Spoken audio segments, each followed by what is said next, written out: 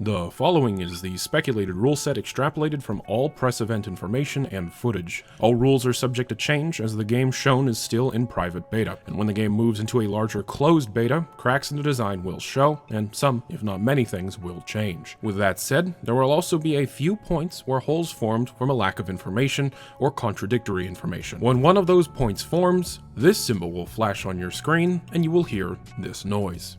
Let's practice. I am Tyler McVicker, I am 21 years old, and I am of a healthy body weight. Alright, once again, I am Valve News Network, I am engaged. Valve made a mistake only inviting those from the traditional press not only due to their unspecified focus on sensationalist headline training, but also because inviting major members of the non-Dota Valve community could have been sold on the ideas, gameplay, and history of Artifact, and through them selling many members of the TF2, CSGO, and Half-Life communities.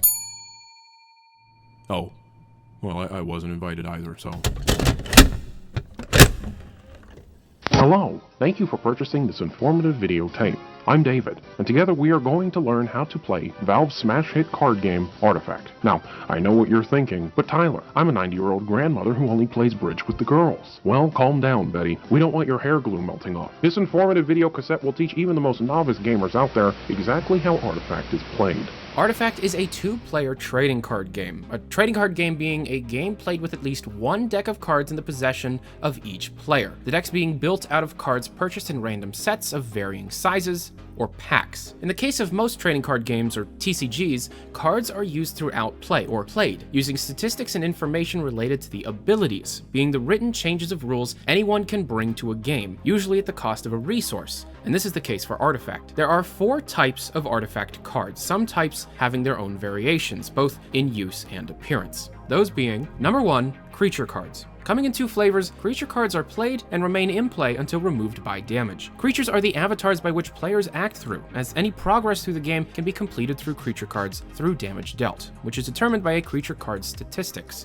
Any creature has at least 2 of the following. Health, the amount of damage a creature can withstand before dying. Attack, the amount of raw damage a creature can inflict. And armor. If a creature holds this stat, any damage inflicted will be subtracted by this number. There are 2 types of creatures a person can play, being number 1, heroes. Heroes not only have at least 2 of the 3 statistics, but also come with 2 types of abilities. One attached to the card that can be used at any time, and a second that can only be used as a card, played. Creeps are the second type of creature card, being generic beings used to attack and take damage without any specific sets of skills. Together, these creature cards are the ones spending the most time on the game board, with the interactions between them being affected by skill cards. Also coming in 2 flavors. Number 1, hero skills. These cards are specific to a hero that you have on your team, as they introduce 3 copies of a unique skill card into your deck. Now, aside from the connection to the heroes, they act identically to number 2, mana skills. Being the majority of a person's deck or hand, these are abilities or actions the player can take within their turn, as long as the player holds enough mana, and as long as the player has a hero in play in the active lane that matches the color of said skill card. Heroes and skills come in 4 colors, each representing the strengths and downfalls of each set of cards. Red cards have high attack power, blue cards have high mana, green cards are used for support and statistic changes, and black cards are used for movement across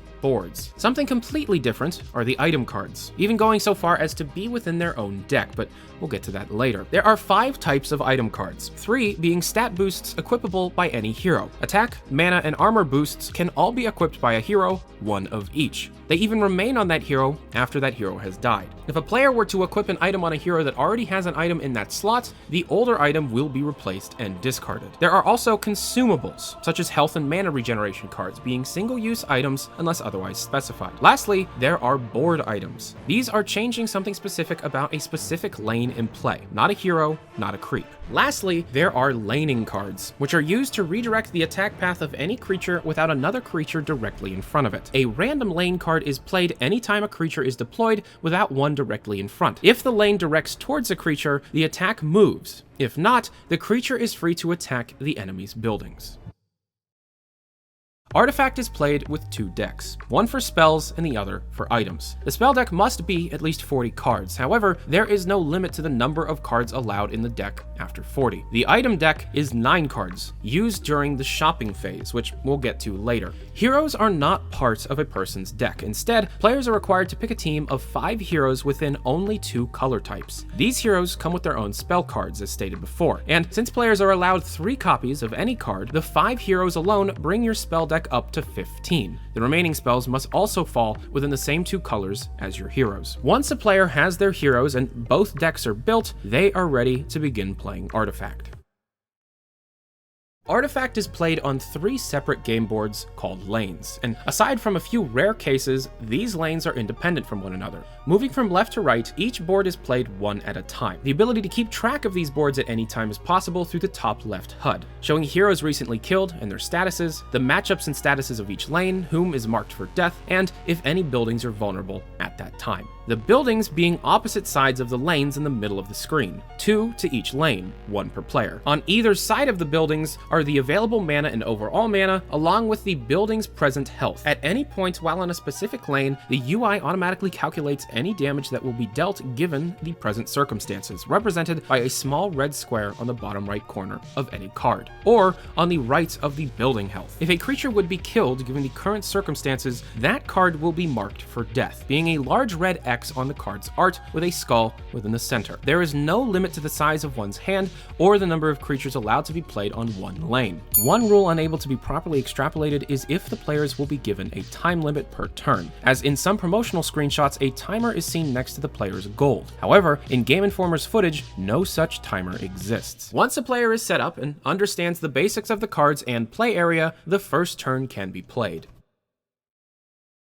When a game of Artifact begins, both players' teams of heroes are flashed on screen, not dissimilar to Dota 2. The first group of creatures are dealt, and each player draws 5 cards from their spell deck, and the first 3 heroes in your party are played randomly, 1 to each lane, with a creep in each lane as well. Players will take turns playing spell cards, which, remember, any spell card can be played if and only if, number 1, the player has enough mana, which starts at 3 for each lane and increases by 1 with each consecutive action phase, and number 2, the player has a hero in that lane matching the color of the skill you're trying to play. Cards are only drawn at the start of each action phase, not every lane, so plan ahead and save cards that may be better utilized on later lanes. Heroes can also have inherent skills written on their card. These can be passive, activated at the start of a specific lane, or controlled by the player. Turns are ended by clicking the golden artifact coin in the bottom right-hand corner, and once both players have passed a turn consecutively, the attack phase begins.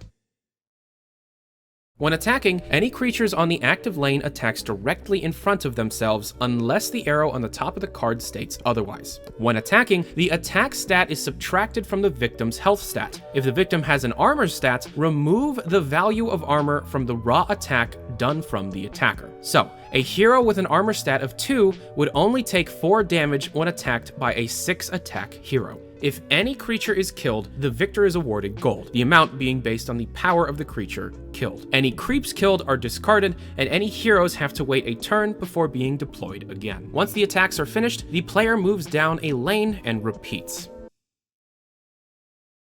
Once all the lanes have been played, players are given the opportunity to spend their gold on item cards from their item deck. Presented to the player in groups of 3s, the item cards are immediately added into the player's hands, and then hero deployment begins. Once the shopping phase has concluded, any heroes who have waited their 1-turn cooldown can be redeployed to the lane of the player's choice. And if this is turn number 2, the remaining 2 heroes who had yet to be deployed can be deployed at this point. 2 creeps are randomly deployed in between each turn as well. The game repeats these phases, with the players gaining +1 overall mana to each lane. Players win once they either 1. Take down 2 towers, or 2. Take down an ancient, which appears once a single tower falls. And that is how you play Artifact.